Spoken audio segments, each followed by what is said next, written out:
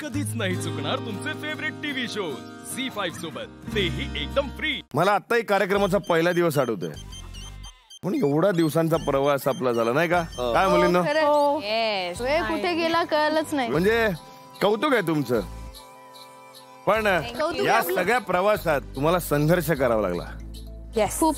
बरं, तो संघर्ष काय होता, कोणी सांगेल मला? मी एक एकदम लेट बॅक पर्सन आहे, म्हणजे घरी पण लेट वगैरे उठते आणि थोडं लेट झालं तरी चालतं, पण इथे ना नेहमी अलर्ट राहायला लागतं। कधी पण काय पण ट्विस्ट होऊ शकतं, कधी पण काय पण होऊ शकतं, तर ते एक माइंडचं प्रिपरेशन करावं लागतं की नाही मला आता करायचं आहे।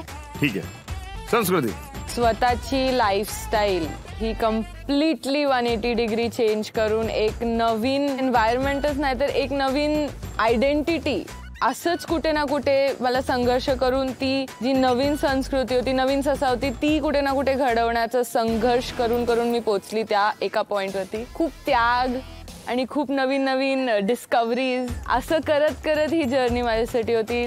मी इथे आल्यावर स्वतःचं एक मॅच्युअर साइड बघितलंय। ऍक्च्युअल रसिका जशी आहे ती खूप धांदरट आहे, तिला काहीच काम नाही जमत। म्हणजे मम्मी पप्पांनी एवढं पॅम्पर केलंय की सगळ्या गोष्टीमध्ये घरी जाणं किंवा नाही जमत आहे किंवा नाही होणार, हे नाही नाही नाही या नाहीला हो मध्ये कसं कन्वर्ट करायचं, हे याची संघर्ष मी इथे येऊन मला कळलंय। वा, चला रमशा।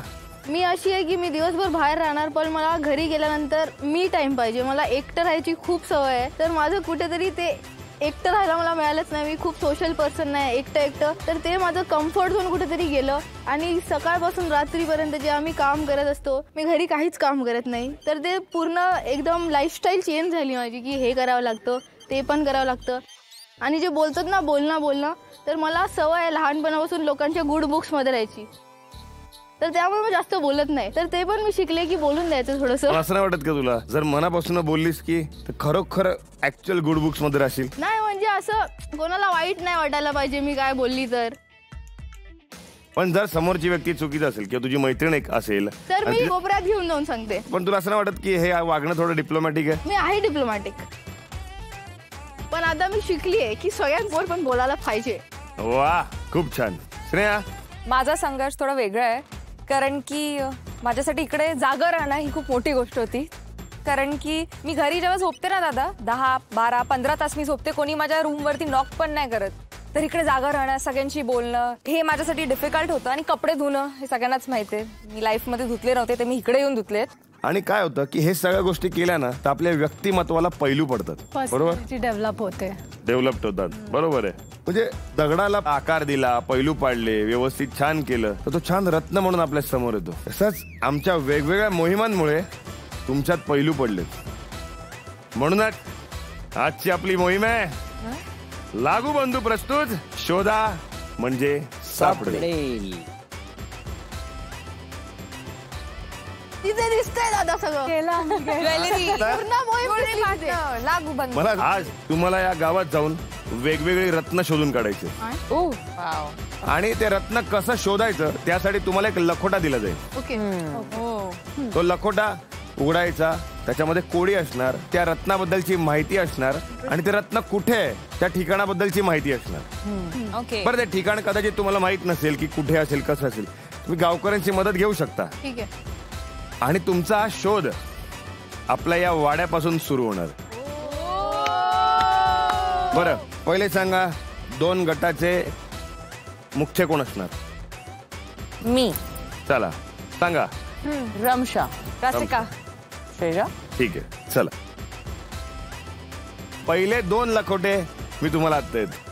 आज मी पहिल्यांदा संघ प्रमुख होती। मी आज विचार केला की आपण या पूर्ण कार्यक्रमाच्या खूप महत्त्वपूर्ण टप्प्यावरती आहोत, तर ही जबाबदारी आणि ह्या भीतीवरती आपल्याला एक मात करून ते जखडून घ्यायचंय। मला असं कुठे ना कुठे वाटलं की एक एक्स्ट्रा पर्सन आहे समोरच्या गटाकडे, तर त्यांच्यासाठी ते ॲडव्हान्टेज होईल, पण गट ऑलरेडी डिसाईड झाले होते। जेव्हा हे गट मांडलं होतं तेव्हा मी रेडी नव्हती स्नेहाच्या टीममध्ये जाण्यासाठी, पण तरी मी असं होते की नाही चला आपण करूया, गणपती बाप्पा आम्हाला मदत कर। ज्या व्यक्तीच्या कुंडलीत बुध ग्रह कमजोर असतो तो बलवान करण्यासाठी हे रत्न परिधान केले जाते। सापडणार कुठे?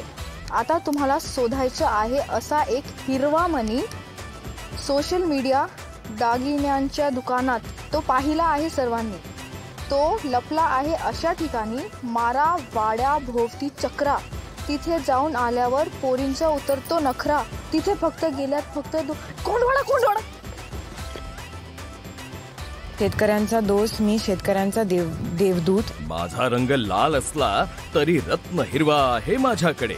झटका आळस ओळखा मला, रत्न शोधायला या माझ्या वाटेकडे.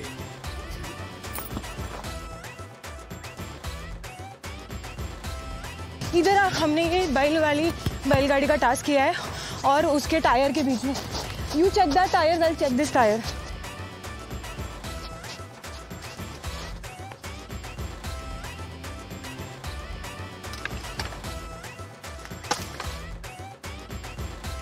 Ganpati Bappa please tell me. कुठेतरी बाहेर बैल असतील. नाही ब्रो, हे इथेच आहे. I have a very strong feeling, I am telling you. भेटला लवकर या. भेटलं. ठीक आहे, भेटलं. तिकडनं माझ्या जीतशी सुरुवात झालेली, कारण की मला तिथे मिळालेला रत्न 1. आता तुम्हाला शोधायचं आहे दुसरं रत्न. बाशिंग बांधून घोड्यावरून आले होते काका. पिवळ्या रंगाचं दडलंय तिकडे रत्न. आठवा सगळ्या तुमच्या शर्यतीचे प्रयत्न. Let's run, guys! ओके, दुसरे कुठले काका आले होते आपल्याकडे? रसिका एक काम करूया, बाहेर चल. नाही ब्रो, इट इज युअर. मी बाहेर बघून येते. हा, ठीक आहे. एवढे दिवस लावलाय, डिझेल आहे काय बघतो. यावा, इकडं 2 तिकडं 3, साथ दे रे बाबा. मला असं इंट्युशन फिलिंग येत होतं की नाही ट्रॅक्टर मध्येच असणार. इथे शोधूया. चाकं म्हटलंय, त्याच्यात चाकं लिहिलंय. पार्ट चेक केलं पोरी.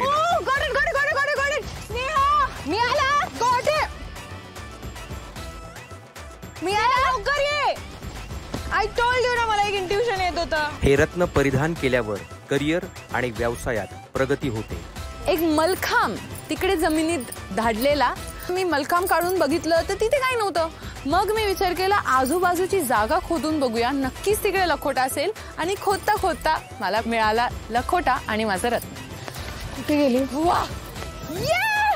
हे रत्न परिधान केल्यामुळे व्यक्तीला शत्रूचा पराभव करण्याची शक्ती मिळते. अच्छा, दुधी भोपळा, कांदा, बटाटा. तुमच्याकडे दुधी आहे, भोपळा, कांदा, बटाटा. Very good. एक मिनिट.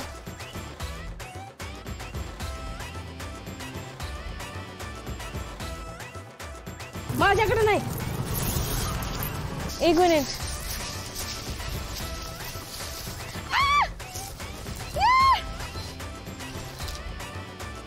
हे रत्न धारण केल्याने व्यक्तीचा सूर्यग्रह बलवान होतो. मी बसलेलो आहे तिच्या जवळ, जी आहे कुट काडी पोटात नाडी, नाद तिचा टणटण. प्रत्येकाच्या घरी आहे तिचे एकाच ठिकाणी स्थान. महाराष्ट्राच्या आराध्यांच्या जवळ आहे तिचा मान. घंटी. झी5 ॲप डाउनलोड करा आणि पहा सर्व एपिसोड्स एकदम फ्री.